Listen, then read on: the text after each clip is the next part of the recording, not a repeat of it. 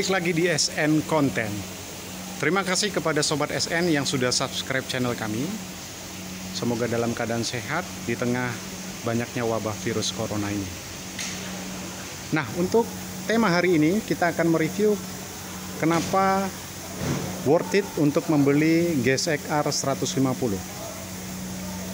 Nah, seperti yang Sobat SN ketahui, untuk di pasaran motor sport firing CC 150 didominasi oleh 3 pabrikan ya.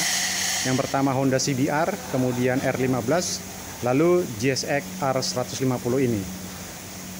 Nah, kami akan memberikan komentar terkait kenapa kami membeli motor ini dibandingkan dengan 2 produk lainnya. Mari kita cek detailnya. Yang pertama, kami tertarik dengan motor GSX R150 itu karena teknologinya. Yang pertama adalah teknologinya, di mana ini satu-satunya di kelas 150 cc yang mengadopsi sistem smart key atau keyless. Nah, jadi untuk menyalakan kendaraan itu kita menggunakan remote, ya. Jadi tidak perlu seperti shutter key biasanya. Kita tinggal memegang remote-nya saja, kita simpan di kantong.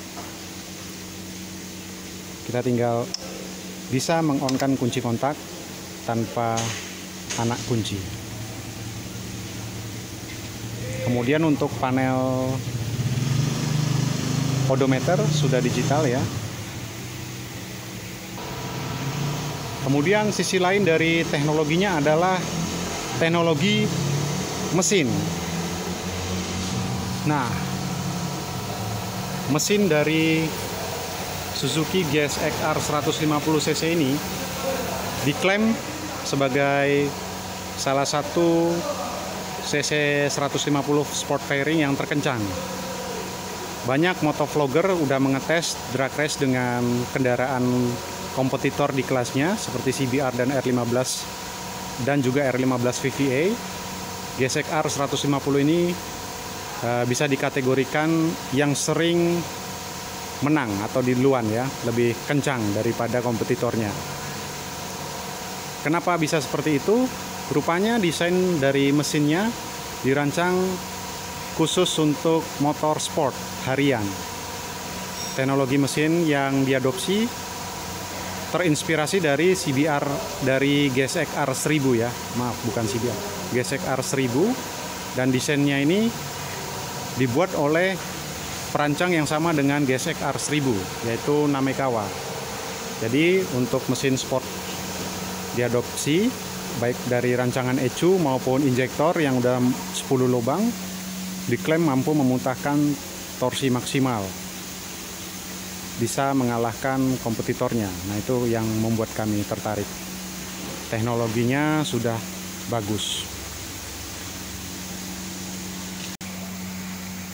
Alasan yang kedua adalah dari segi desain yang futuristik, tidak membosankan. Baik dari garis bodi, dari fairing depan, tangki, dan ekor dari sepeda motor. Komparasinya dibanding dengan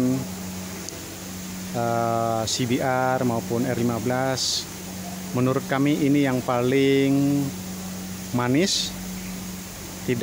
Lekukannya tidak terlalu lebay. Dia bisa dikatakan lebih elegan. Untuk desain lampu juga cembung-cembung, tapi didesain ada runcing, sportinya ada, mirip seperti GSX 1000 ya. Kemudian desain jok belakangnya juga keren, apalagi setelah kita tambahkan single seat, jadi terlihat lebih sporty. Menurut kami desainnya pas dan tidak membosankan.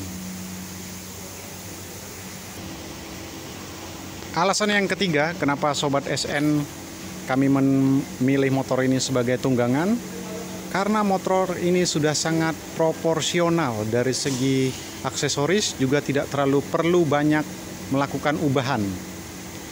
Dia dari bawaan pabrik saja sudah manis, elegan, kemudian powernya bagus, bannya juga udah pas dengan komposisi bodi kendaraan. Velg, model velgnya juga palang Y ya, jadi sudah cukup modern, depan dan belakang palang Y. Nah, jadi kita sebagai pemilik motor tidak terlalu banyak menambah aksesoris pada motor ini. Contoh, kami selama 1 tahun pemakaian, apa saja yang kami tambahkan? Yang pertama, single seat. Nah, ini tidak lebih tidak bukan biar motor terlihat lebih sporty, seperti MotoGP look ya. Kemudian kami memasang hand grip Kitacho warna biru. Nah, ini alasannya hanya supaya senada dengan warna bodi keseluruhan. Kemudian seperti biasanya motor look style, ini dipasangkan Pro Guard untuk melindungi handle kopling dan handle rem ya. Ada Pro Guard-nya. Lalu untuk handle rem dan handle kopling kita menggunakan merek RCB biar mendongkrak penampilan sporty. Nah, kalau yang standar kan model bulat, rasanya kurang masuk dengan aura sporty motor ini. Nah, ini untuk handle gripnya bisa disetel manual, memudahkan pada saat posisi penyetelan tuas kopling dan tuas rem. Lalu, aksesoris lain yang kami tambahkan adalah lampu sein. Ya, Sobat SN, lampu sein sudah kami gunakan LED, hanya sekedar melengkapi penampilan. Lalu windshield sudah proporsional dengan bodi, hanya kita stiker.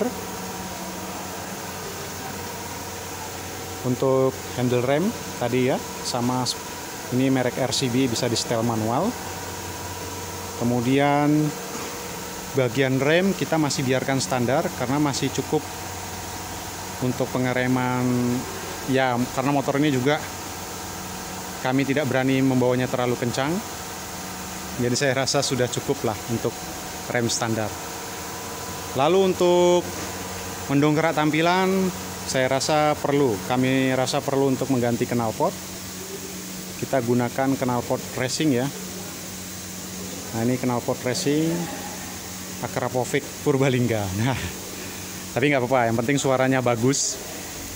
Kemudian kami pasangkan aksesoris undertail. Jadi spakbor aslinya kita lepas, kami pasangkan undertail yang ada lampu seinnya ya, lampu sein di bawah. Jadi terlihat lebih clean, bagian buritan kendaraan atau buritan motor lebih clean. Ya, jadi tidak terlalu banyak aksesoris yang perlu ditambahkan. Kita cek suara knalpot.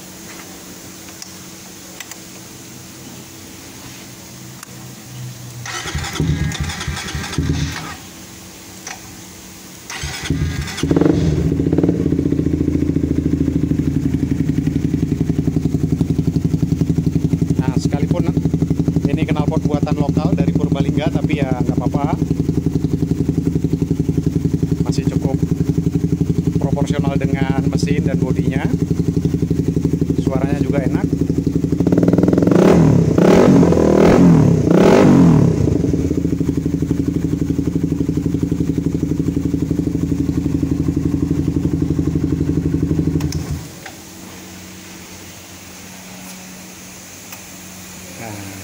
Oke, itu tadi kira-kira alasan kenapa Sobat SN bisa mempertimbangkan untuk membeli Gesek R150.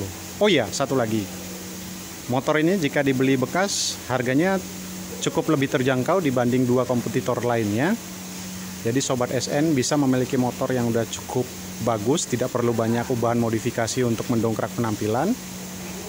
Apalagi, oh ya, stangnya ini udah under yoke, udah terlihat racing look. Nah, jadi tidak perlu merubah stang jepitnya lagi ya. Jadi udah cukup proporsional untuk motor Gesek R150 cc ini. Itu menurut kami. Bagaimana menurut pendapat Sobat SN? Silakan isi kolom komentar, kita berdiskusi tentang sepeda motor ini. Terima kasih.